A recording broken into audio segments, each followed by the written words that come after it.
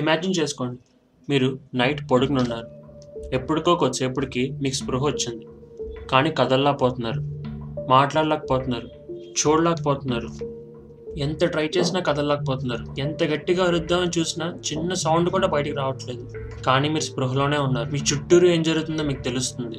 కొద్దిసేపటికి పక్కన ఎవరో వచ్చినట్టు అనిపించింది. మీ ఛాతీ మీద ఏదో బరువైంది కూర్చున్నట్టు అనిపించింది. మీకు ఊపిరి తీసుకోవడం కష్టంగా ఉంది. మీకు టెన్షన్తో చెమటలు పట్టేస్తున్నాయి. అసలు ఈ కండిషన్ ఏమంటారు? మనకి అప్పుడప్పుడు ఎందుకు ఇలా అనిపిస్తూ ఉంటుంది? దీని నుంచి బయటికి రావడం ఎలా?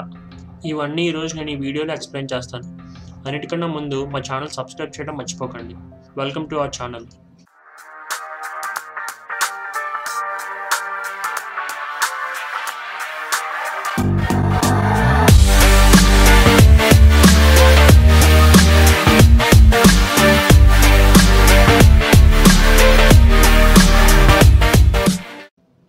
ఈ కండిషన్ని ఇంగ్లీష్లో స్లీప్ పారాలిసిస్ అని అంటారు. మన దగ్గర అయితే సింపుల్గా దీన్నే దెయ్యం అంటారు. కొంతమంది ఏలియన్ అనుకుంటారు. అసలు ఈ స్లీప్ పారాలిసిస్కి వాస్తవాలు ఏంటి? ఈ స్లీప్ పారాలిసిస్ అనే కండిషన్ ప్రపంచ జనాభాలో 50% మంది జీవితంలో ఒక్కసారైనా అనుభవించుంటారు. కొంతమందికి ఇది చాలా రెగ్యులర్గా కూడా వస్తూ ఉంటుంది. ఈ స్లీప్ పారాలిసిస్ అనే కండిషన్ 2 ఏళ్ల పిల్లోడి నుంచి 80 ఏళ్ళ ముసలి వారికి కూడా వస్తుంది.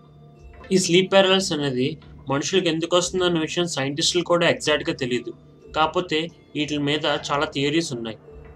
ప్రూవ్ అవ్వని థియరీస్ గురించి మాట్లాడుకుని టైం వేస్ట్ చేయడం నాకు ఇష్టం లేదు. So let's jump in to the topic. మన పురాణాల ప్రకారం స్లీప్ పారాలిసిస్ అనే కండిషన్ వచ్చినప్పుడు ఆత్మ అనేది మన బాడీలోకి దూరడానికి ట్రై చేస్తుంది. ఎవరి మీద అయినా పగ ఉంటే లేకపోతే తీరని కోరికలు తీర్చుకోవడానికి ఇలా చేస్తాయంట.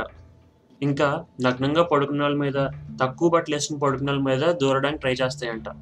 మనం జనరల్గా ఈ పొజిషన్లో పడుకున్నప్పుడే స్లీప్ పారాలిసిస్ అనే కండిషన్ రావడానికి ఎక్కువ ఆస్కారం ఉంది. ఇది సైంటిఫికల్గా కూడా నిజమే. ఇంకా ఎక్కువ స్లీప్ పారాలిసిస్ అనే ఈ కండిషన్ ఫేస్ చేసిన వారు గోమాతకు పూజ చేయాలంట. ఫైనల్గా మన పురాణాల ప్రకారం ఈ కండిషన్ ఫేస్ చేస్తున్నప్పుడు మనం హనుమంతుని తలుచుకుంటే దెయ్యాలు ఈజీగా మనల్ని వదిలేసి పారిపోతాయంట. ఇంకా అన్ని దేశాల మతాలు, వాళ్ళ పురాణాలు స్లీప్ పారాలిసిస్కి మెయిన్ రీజన్ దెయ్యమనే చెప్పుకుంటారు. మనం జనరల్గా పడుకున్నప్పుడు మన బాడీ అనేది రెమ్ స్టేట్లోకి వెళ్తుంది. రెమ్ అంటే ర్యాపిడ్ ఐ మూవ్మెంట్. ఈ స్టేజ్ రెగ్యులర్ ఇంటర్వెల్స్లో 1.5 నుంచి 2 గంటల వరకు ఉంటుంది. మనం ఈ రెమ్ స్టేట్లో ఉన్నప్పుడు మనకి ఎక్కువ కళలు వస్తూ ఉంటాయి. బాడీలో మూమెంట్ ఉంటుంది, పల్స్ పెరుగుతుంది, బ్రీతింగ్ కూడా పెరుగుతుంది, సెక్షువల్ ఎరోషన్ కూడా ఎక్కువ ఉంటుంది. అప్పుడే పుట్టిన బిడ్డలకైతే ఈ రెమ్ స్టేట్ అనేది 80% వరకు ఉంటుంది. ఈ రెమ్ స్టేట్లో వచ్చిన కళలు మనకి బాగా గుర్తుంటాయి. ఈ రెమ్ స్టేట్లోనే లూసిడ్ డ్రీమింగ్ కూడా జరుగుతుంది. ఈ స్లీప్ పారాలిసిస్ అనేది 2 types. First one isolated sleep paralysis, second one recurrent isolated sleep paralysis. Isolated sleep paralysis కండిషన్స్లో స్లీప్ పారాలిసిస్ అనేది చాలా తక్కువ సార్లు వస్తుంది. మేబీ లైఫ్ టైం మొత్తంలో ఒకసారే రావచ్చు. ఈ స్లీప్ పారాలిసిస్ స్టేట్ చాలా తక్కువసేపు ఉంటుంది, మోస్ట్లీ 1 to 2 minutes మాత్రమే. కానీ రికరెంట్ ఐసోలేటెడ్ స్లీప్ పారాలిసిస్లో మాత్రం స్లీప్ పారాలిసిస్ అనే కండిషన్ చాలా రెగ్యులర్గా ఫేస్ చేస్తాం. ఈ స్లీప్ పారాలిసిస్ కండిషన్ 45 minutes నుంచి 1 hour వరకు ఉండొచ్చు. స్లీప్ పారాలిసిస్ రావడానికి మెయిన్గా 5 reasons ఉన్నాయి. అందులో మోస్ట్ కామన్ రీజన్ స్ట్రెస్, ఆ తర్వాత ఇర్రెగ్యులర్ స్లీపింగ్ టైమింగ్స్, అంటే రోజు మనం ఒకే టైంలో పడుకొని ఒకే టైంకి లెగాలి, తర్వాత due to usage of drug, తర్వాత ఫిజికల్ స్ట్రెస్, అండ్ ఫైనల్గా సుపైన్ పొజిషన్ వల్ల. ఫైనల్గా ఈ స్లీప్ పారాలిసిస్ కండిషన్లో ఉన్నప్పుడు ఏం చేయాలి, దీని నుంచి బయటికి ఎలా రావాలి అనేది నేను ఇప్పుడు వివరంగా చెప్తాను. మనం ఈ స్లీప్ పారాలిసిస్ అనే కండిషన్లో ఉన్నామని తెలిసినప్పుడు మీరు ప్యానిక్ అవ్వాల్సిన అవసరం లేదు, అంటే భయపడాల్సిన అవసరం లేదు. స్లీప్ పారాలిసిస్ కండిషన్లో గ్లైసిన్ అండ్ జీపీఏ అనే 2 కెమికల్స్ రిలీజ్ అవుతాయి. ఆ కెమికల్స్ వల్ల బ్రెయిన్ యాక్టివేట్ అయ్యి మజిల్స్ ప్యారలైజ్ అవుతాయి. అంతే తప్ప అదే దెయ్యమో కాదు, భూతమో కాదు. ఓకే, ఇప్పుడు నేను ఈ స్లీప్ పారాలిసిస్ అనే కండిషన్ నుంచి బయటికి రావడానికి ఒక 2 simple ways చెప్తాను. అందులో ఫస్ట్ వన్, ఇది అందరూ చేయలేరు. స్లీప్ పారాలిసిస్ని బాగా ఫేస్ చేసిన వాళ్ళు మేబీ చేయగలరు. ఏం చేయాలంటే జస్ట్ స్లీప్ పారాలిసిస్లో ఉన్నారని తెలిసినప్పుడు రిలాక్స్ అయ్యి మళ్ళీ నిద్రలోకి వెళ్ళిపోండి.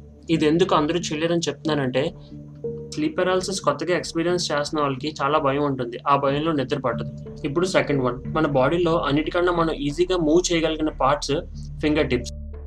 అంటే హ్యాండ్ ఫింగర్ టిప్స్ కానీ లెగ్ ఫింగర్ టిప్స్ కానీ. మనం స్లీప్ పారాలిసిస్ కండిషన్లో ఉన్నప్పుడు బాడీని మూవ్ చేయలేకపోవచ్చు, కానీ ట్రై చేస్తే ఫింగర్ టిప్స్ని ఈజీగా మూవ్ చేయొచ్చు. కానీ ట్రై చేయాలి.